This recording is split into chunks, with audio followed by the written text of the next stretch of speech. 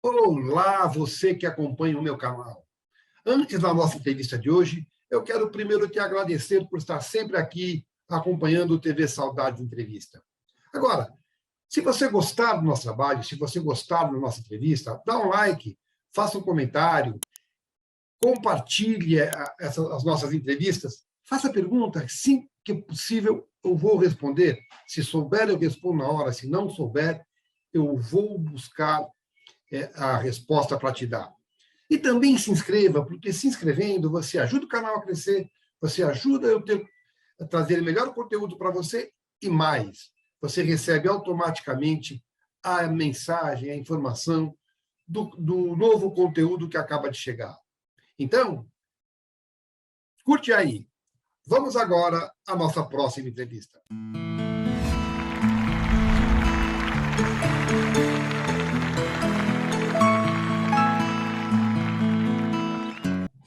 Agora, antes de falar de dramaturgia no geral, eu quero saber do Chacrinha. Chacrinha, eu lembro do João Kleber, Agildo Ribeiro, Paulo Silvino, mas o teu ficou marcado. Não porque os outros tenham feito mal, mas você era fã do Chacrinha?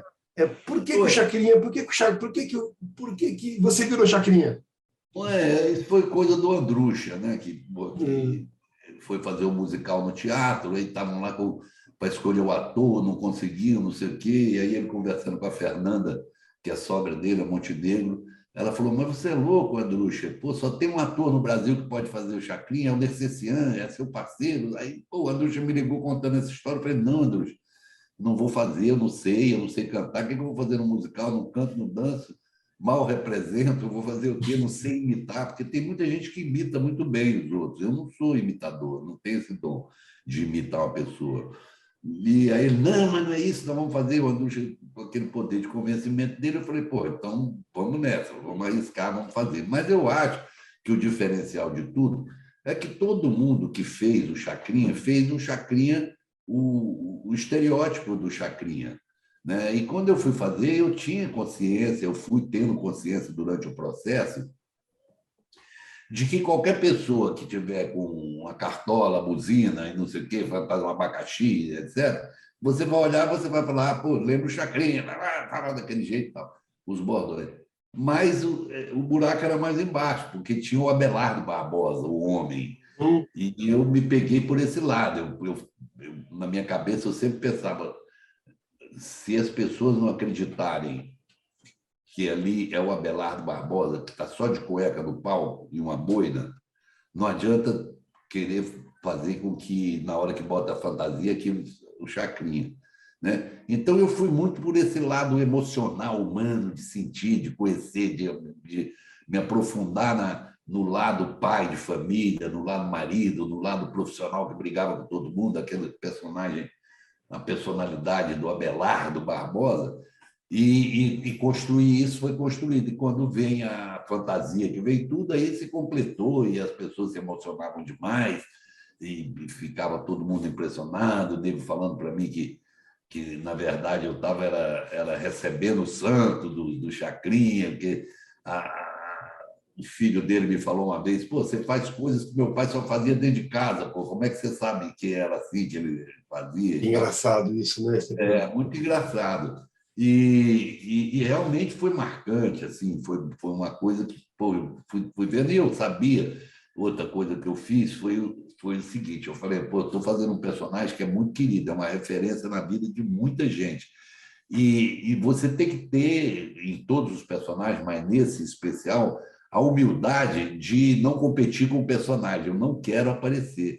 Eu me anulei como ator, assim, como ego, como Stepan. Eu falei, pô, se eu vou conseguir a perfeição, eu vou conseguir atingir um nível bem legal se ninguém conseguir se lembrar do Stepan. E aí eu fiz isso, eu me escondia atrás do Chacrinha, deixava ele, porque eu sabia que as pessoas amavam, estavam com saudade, queriam ir lá ver, mais do que tudo, mais do que qualquer outra coisa, eles queriam reencontrar o Chacrinha. E tem mais chacrinha... Assim, diferentes que nunca vi no teatro. As pessoas que estavam lá, que iam assistir, falavam que nunca tinham visto. Tinha gente que, quando eu abri a cortina, que eu estava de chacrinha, que era a primeira vez que eu aparecia no musical, assim que eu aparecia, muita gente começava a chorar na hora, no teatro. Outros riam, outros aplaudiam, outros levantavam. Então, foi uma experiência muito legal. Depois fomos para a televisão, para o cinema, e graças a Deus... Você vai entender a minha pergunta. Não que o dinheiro não seja importante, mas esse tipo de reação não tem dinheiro que pague, né? Não, não tem, não tem. A foto do Chacrinha lá atrás, é você de Chacrinha ou é o Chacrinha? Sou eu de chacrinha. Vamos ter mais Chacrinha, Stepan? Ei, não, acho que não. Eu acho que não. Não, acho que não. Me diz uma coisa, você já deu uma pincelada nisso? Representar alguém que existiu de verdade é mais responsabilidade para o ator do que fazer um personagem ficcional? Eu acho que é mais responsabilidade, é um pouco mais assustador, porque você tem referência, que as pessoas têm uma referência, né? Então, a primeira reação das pessoas é querem ir assistir para ver se está igual. Uhum. Para ver se está igual. Só depois que elas acreditam que está parecido, que está igual, é que elas embarcam na história. Mas o primeiro julgamento é, pô, será que está parecido mesmo? Né? E a gente tem tido situações maravilhosas, que eu considero, como o Nelson Xavier fazendo o Chico Xavier, que ele fez de uma profundidade, de uma beleza extraordinária. O próprio Julinho Andrade fazendo Gonzaguinha. Nossa, né? Perfeito. O Emílio Dantas fez o Cazuza, né? Exatamente. Então, a gente tem tido essas boas representações. Agora, não é fácil. No meu caso, então, tinha uma coisa que é o seguinte, que cada um tinha um chacrinha na cabeça, entendeu? Todo mundo tinha o chacrinha, mas cada um... E eu tive muita liberdade para poder falar, para etc. E tal. Incorporei isso de tal maneira no espetáculo que tudo era possível, porque eu estava fazendo chacrinha. Eu me lembro que um dia eu engasguei lá na cena, tossindo, engasgado, e eu olhei e falei, puta que eu pariu, não tem ninguém para trazer um copo d'água para mim nessa merda, cadê o contra-regra? Como se eu estivesse na televisão falando aí. Entrou o rapaz, bebeu a água, não sei o quê. O público não sabia nem se ele fazia parte da peça, se não fazia, porque tudo era possível para ele, entendeu? Tudo era possível. Bacana. Foi o único personagem que existiu que você fez? Assim, mais marcante foi. Vamos lá. Teu processo de composição, Stepan, você compõe de dentro para fora ou de fora para dentro? Não, acho que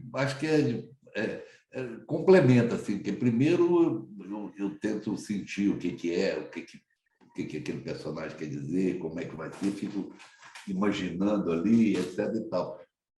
Aí, quando você bota os elementos, o figurino é uma coisa que é muito importante para mim, que às vezes quando se completa, quando eu vejo se o personagem está ali ou não, se aconteceu.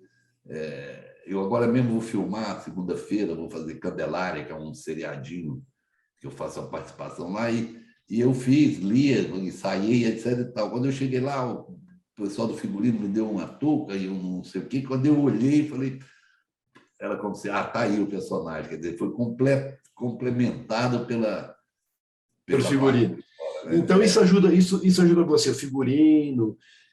Para entrar em cena, você precisa se concentrar, para sair de cena, você precisa desconcentrar.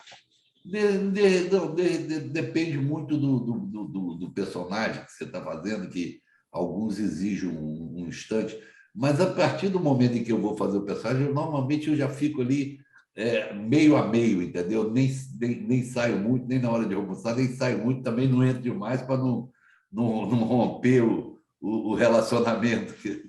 Mas eu faço isso. O chacrinha me exigia muita concentração antes, assim, muita, que era um momento mesmo de despedida de mim para poder entrar ali. Eu rezava ali atrás do coisa, pedia permissão a ele, ao Jarbas, irmão dele, sempre falava, vou aí nessa... E entrava totalmente concentrado. Por isso que eu falava, eu não queria me desconcentrar, eu não saía do personagem durante o tempo todo que eu estava no palco, era aquilo ali o tempo todo. Claro, no cinema, na televisão, você vai variando um pouco, né? Então, nesse sentido, fora aquelas participações especiais de um capítulo, que também vou te perguntar sobre isso depois, mas você, no cinema, no teatro, na TV, você convive com o personagem que você está fazendo durante meses. A pergunta que eu te faço você convive com eles fora de cena? Eles te dão toque? Você sabe que é meio compulsório isso, né? Isso não depende muito de você querer ou não querer fazer isso. Eu acho que eu sinto muito isso. A partir do momento em que você está fazendo um personagem, a não ser que seja um personagem assim mais artificial ou mais exteriorizado, assim, você vai fazer de novela, não dá para você ficar carregando um personagem de novela 6 meses, né? Mas você fica com aquilo ali dentro. Eu sinto, biologicamente, várias transformações, assim. Por isso que eu acho que tem que ser, o artista tem até que tomar muito cuidado, porque quando ele está envolvido com isso, ele um pouco pode perder A identidade. cuidado. Não é nem identidade, não é psicológico, não é fisicamente mesmo. Você se distrair, porque é como se o seu corpo tivesse emprestado por um determinado tempo, o seu psicológico, tudo isso está ali dedicado ao personagem. Então, você pode se distrair disso, você está entendendo? Se distrair, se machucar, ou alguma coisa assim. Por exemplo, o Chacrinha, ele era hipocondríaco, no próprio filme, ele sentia dores, etc. E tal. Foi um período que eu fiquei o tempo todo também, eu me sentia, era um pouco, eu estou morrendo, eu estou passando mal, eu toda hora eu passava mal, eu acho que, sem querer, eu assimilei bastante desse Interessante isso. aspecto do personagem. Falando além do Dr. Samuel, quantas vezes você já morreu? Rapaz do céu, eu já devo ter enriquecido muita funerária. Eu já morri muito. Como que é gravar a morte? Porque é uma coisa que a gente não conhece. A gente só... É uma coisa muito interessante, né? Porque é uma das glórias da vida do ator. É o único que morre e o cara fala corta e você ressuscita. Como se fosse... Mas você já gravou cena de caixão? Muita também. Samuel mesmo, entrei no caixão, dá uma agonia, certa agonia, né? Que você fica ali. No meu caso, eu estava morto e alguém tinha que vir trazer um cigarro para dar uma tragada enquanto eu estava no caixão.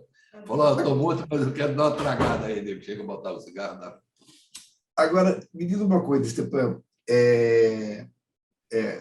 A gente falou que o ator convive com o personagem durante muito tempo, no cinema, no teatro, na televisão. Qual é a sensação quando o trabalho acaba? De luto, de alívio, de vazio? Acabou o projeto, o personagem vai embora. No meu caso, assim, eu encerro mesmo e falo, puxa o carro à frente, dá vaga a outro, né? Vamos ficar aberto aqui para... Mas tem trabalhos que você sente mais saudades, né? Cria um relacionamento de equipe, de elenco, que você fica meio sem querer que aquilo termine.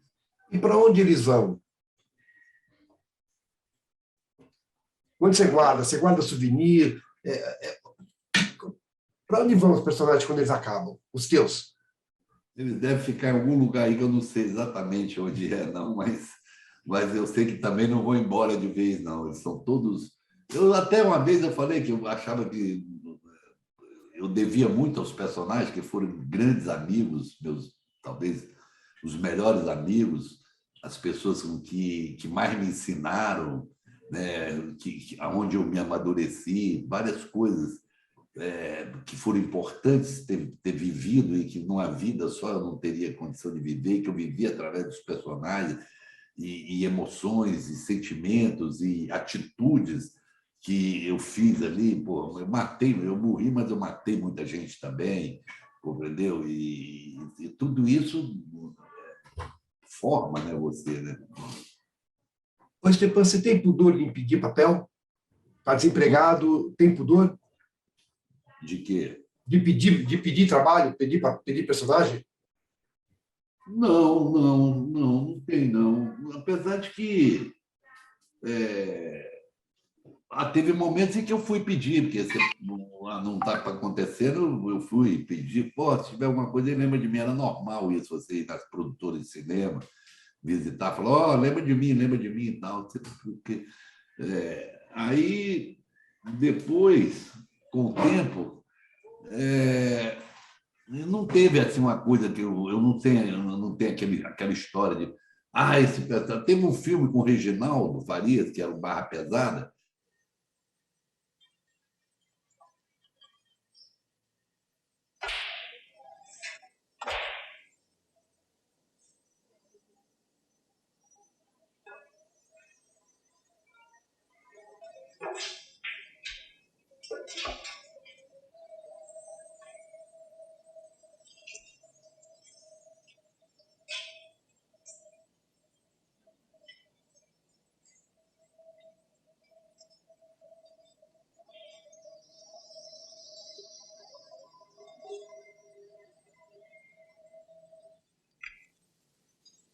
Se errar, tá frito. Nessa não tem erro, Criolo.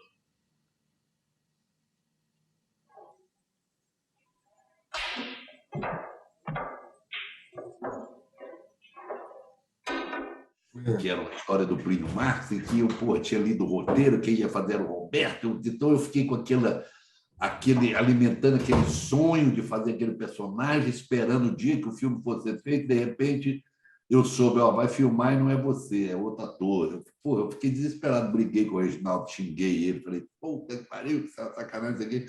E não foi praga minha, não, mas eles começaram a filmaram uma semana e não deu certo. Aí me chamaram correndo às pressas para ir fazer, e eu acabei fazendo.